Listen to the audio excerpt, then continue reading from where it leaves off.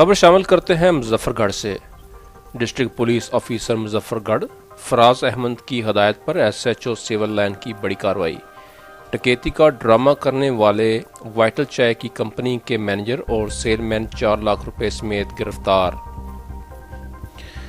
تفصیلات کے مطابق 2 دن قبل وائٹل چائے کمپنی کے مینیجر اور سیل مین نے اطلاع دی کہ ان کے ساتھ ڈکیتی ہو گئی ہے اور ملزمان 4 لاکھ کی رقم لے کر فرار ہو گئے ہیں، جس پر ڈسٹرکٹ پولیس آفیسر مظفر گڑھ فراز احمد کی ہدایت پر ایس ایچ او تھانہ سول لائن افتخار ملکانی نے ایف آئی آر کا اندراج کر کے تفتیش شروع کر دی۔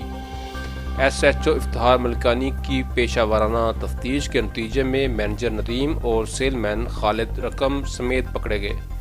دونوں نے مل کر ڈکیتی کا ڈرامہ رچایا تھا۔ بعد ازاں تفتیش کیس کا ڈراپ سین ہو گیا۔